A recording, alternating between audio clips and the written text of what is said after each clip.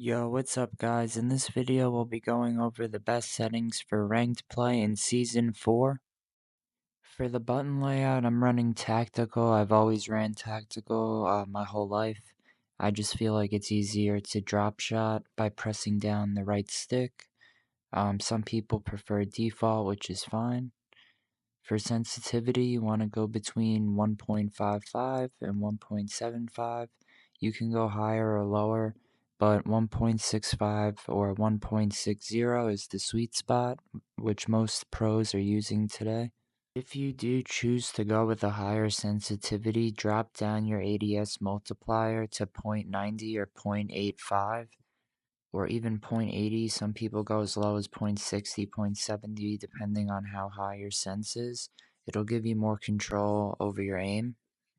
I believe that 1.65 is 7.7 or 1.60 is 6.6. It does feel like that from the old game, so I run 1.60, sometimes 1.65. I use tactical flipped. Recently I've changed my dead zones because I've noticed how important they are. I was playing on 0 for a while for the movement and, to stray faster and do all that as I explained in my first video. But now that my controller is a couple months old, I've raised my dead zones a little higher and my accuracy has improved a lot. So I suggest playing around with your dead zones, and everyone's is personal preference. I never thought I'd be running 5 on my left stick min and 3 on my right stick min. I always thought I'd run 0. So test that out and see what's right for you. You don't want any drift at all. So make sure you have no drift. A little tiny bit -1 is okay, but anything more than that, I would make sure that you fix it. The most important thing to do is to go into a private match. Put your left stick min down to around 75, which is where most pros have it, and then start shooting bots and do that for about a half hour and adjust your settings accordingly until you feel absolutely comfortable with your aim. Same with the ADS multiplier. Make sure your aim assist is on, obviously. All the mouse settings are off. For movement, I run on. That way you can walk sometimes. You can run tactical sprint if you are having trouble keeping up and you want to do that. You want to have mantle and crouch assist off. For corner slice, you could turn it on if you want. Mercules runs it. A lot of players now are giving it a shot, so if you enjoy corner slice, use it. Players that are using tap to slide though, that does give you a huge delay, so I would go with hybrid.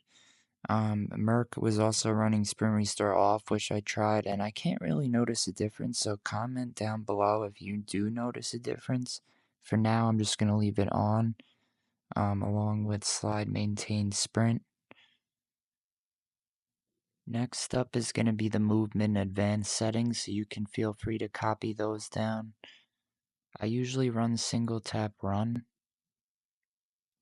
The only other one that I would play around with is maybe single tap sprint.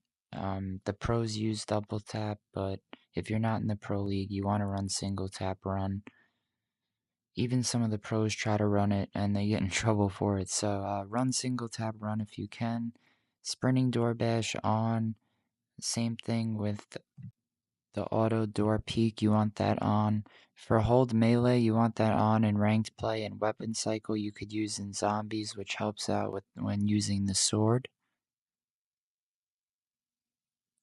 Make sure you keep your ping on and so you can give your teammates comms. You want to make sure that sprint cancels reload is off. Also, feel free to copy down the rest of these settings before we get into the graphics. Up is going to be the graphics settings. I run on plus boost. You either want to do on or on plus boost depending on your CPU and GPU. For the frame rate, I run unlimited. You could do a custom frame rate limit and set it to 60 or 120 and 30. You can do native, optimal, or maximal for the render resolution. Native will take nothing away. Optimal will help you when you go to the main menu. and Maximal will give you the max amount of performance savings when you go to the main menu. Keep on-demand texture streaming on minimal. You can also use normal if you stream, off if you don't stream. Keep everything else low or off. For FOV, I run 103, but you could run anywhere between 100, 105, or 110. Anything else higher is for Warzone. For sound settings, turn off enhanced headphone mode. It really helped me, and turn on sound EQ. For telemetry, you could turn them all on or just the essentials if it's taking up your whole screen. If you play zombies, turn on high contrast mode, but leave the last setting off, and it will make the zombies bright red. For color filter, you want it on filter 2, both, and put them both up to 100. Put the enemy on red and put it as high as it goes and hit apply. That way it's as bright as possible. For the interface, you want it on mission interface. Bring the HUD bounds in and put the scale up so you could see the map better and the icons can be a little smaller. That way you can just see easier. For the HUD bounds, you want to bring it all the way in and you can see the mini map easier as well.